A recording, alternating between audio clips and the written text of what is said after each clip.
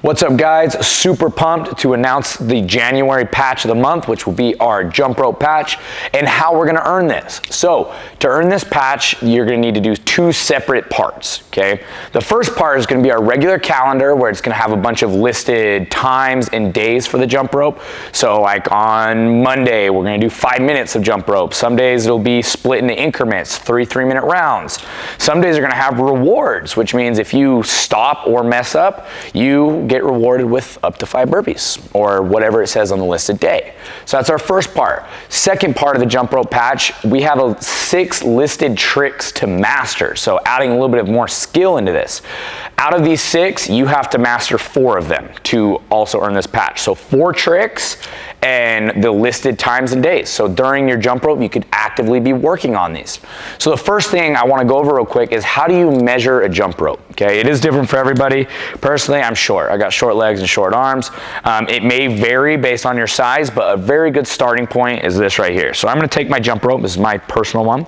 And what I'm going to do is I'm going to hold it handles both equal, and I'm going to step on this rope right here. Again, I want it equal right in half. And typically, I want the top of the handles to go into my armpits, or the top of my armpits, upper chest level.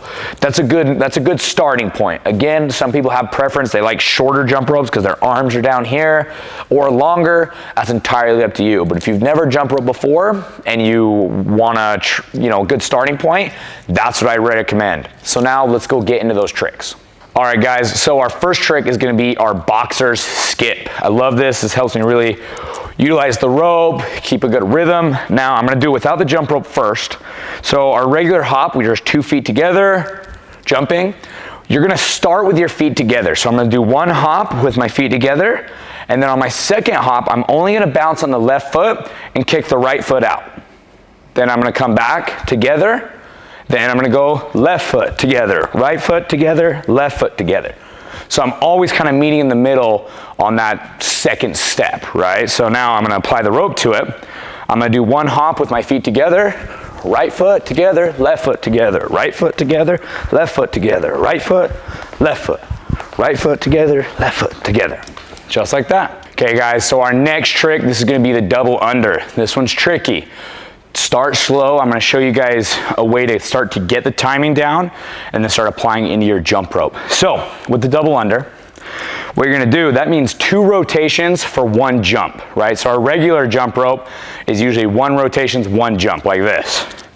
So I hop, 1 rotation, 1 jump, 1 rotation, 1 jump. Even on the boxer skip, that's 1 rotation for 1 jump. With a double under, as I'm skipping, it's going to be 2 rotations for 1 jump. So how to build timing for that?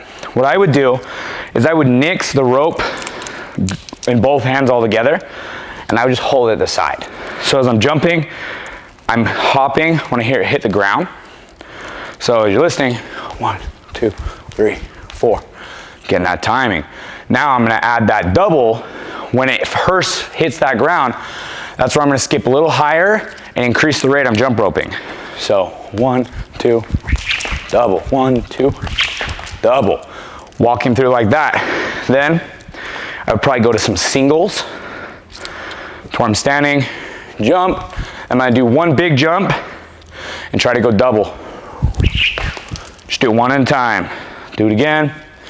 Skip. 1 at a time. Trying to get my timing. Then start adding it into your sequence of jump rope. Oof. Sometimes you mess up. So now we're gonna do our side to side. So pretty easy trick. What we're doing here, instead of just hopping in place, is more moving laterally, okay? So as I'm doing my side to side jump rope, I'm skipping. A couple ways to do this. I can do it with my feet together, right, left, right, or you can kick 1 foot out at a time, kind of like that boxer skip, just working on that lateral step, where I'm jumping, right foot, left foot, kicking them out 1 at a time, same rhythm. Next trick, this is going to be our crossovers. So crossover, rhythm stays the same, it's just a 1 rotation, but you are going to cross your wrists over. So as I jump and the rope's coming across, my wrists are gonna cross just like this. So again, if you watch, this is kind of how I start, just to help develop my rhythm. I come over and I cross. It's kind of preferential if you want your right over your left or your left over your right. I just do the same consistent one over and over again. You can even alternate if you want. But as you're jumping, this can be done with just your regular hop, 1 foot hop, or boxer skip. Just as you come on that back swing, you cross the rope, and then you're gonna skip through that little loop. And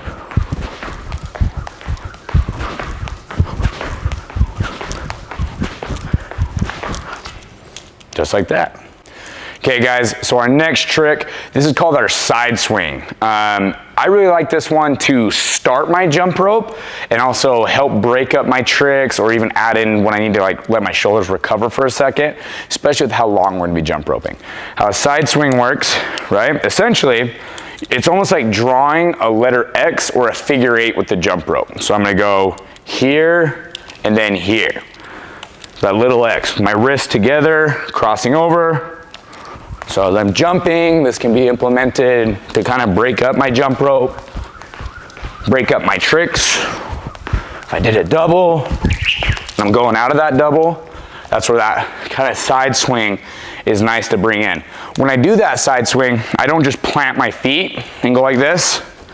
I do it with kind of a little side to side, left foot to right foot hop. So again, just as an example, I'll just start regular. So I'm skipping. This can be used breaking up your tricks. And to come out of it, all you gotta do is spread your hands apart. For our next trick, this is gonna be kind of a combination of a few. We are going to be doing the double under in this one and the side swing, but we call this a jump rope jump squat. If you watch any video of Mike Tyson doing jump rope, you'll see this implemented a lot. This is a leg burner for sure, but this one's really fun to add challenge and conditioning to your jump rope. So, forgive me if I mess up demonstrating this. When you do this, right, so I'm just gonna start with my regular jump rope. It's going to start with a side swing. So the side swing right here. As you're doing that side swing, you are squatting down, you're dropping in your legs. So just for example, as I'm doing that jump rope and I go into that side swing, I'm getting low in the legs. My feet are pretty close together here. I think it's kind of up to preference. Probably want to be a good shoulder width apart. So as I'm doing that side swing, I'm squatting down. Now coming out of this, I'm going to do a double under. So as I come out of this jump squat, I'm immediately going into a double under on my jump rope.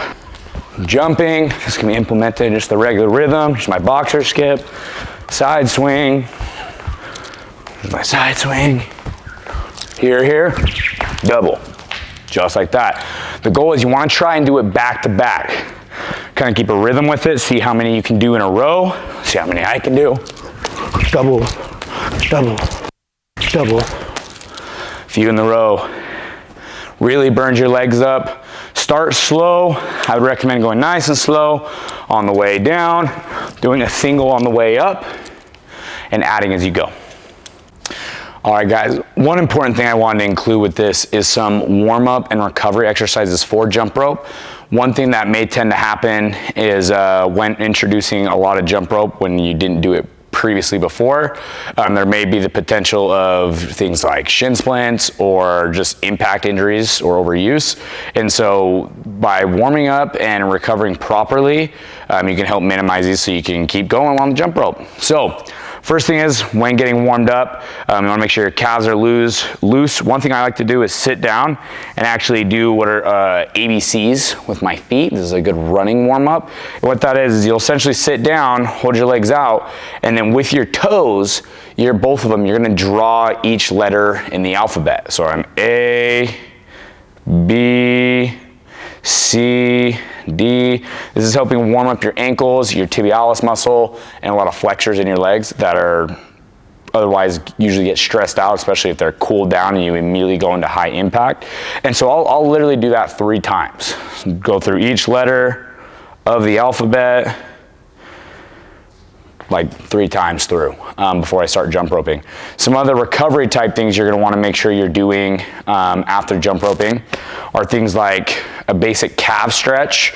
I'll demonstrate here. It usually works best with like a wall that you can lean up against, but you just take your foot, put it up against the wall, and slowly apply pressure, stretching out your calves. Things like regular calf raises are really good to introduce to help strengthen the calves and get blood flow to the area. And then also, again, exercising this tib muscle. You could do this leaning up against a wall, but I'll just do it on the ground right here. You can take weights and add to it, putting them on your legs. You can do this with regular calf raises or reverse calf raises, where you're gonna actually pull your toes in. So that's gonna hit this muscle here, which deals a lot with impact related. If you heel strike when you're running, that's the muscle that's absorbing a lot of that impact. So we wanna make sure we strengthen it and also get blood flow to that area. You can do it with weights, just like this, putting weights on my leg, just raising up and squeezing for a second. To make it a little more challenging, you could even go lean up against a wall and just come up on your toes, even doing singles, where you're just picking up one toe at a time, helping strengthening that as well. But do these along with your jump rope throughout the program to help minimize any type of impact or overuse injury. All right, guys, so with this challenge, it's gonna be a tough one. You're probably gonna mess up a lot, like I do and did in some of those videos. You guys should see the bloopers reel. But don't be discouraged. You've got a whole month to work on these tricks. Me personally, as I'm jump roping, I really like to have a goal and a focus. And so this is kind of helping us have something to work on as we're jump roping.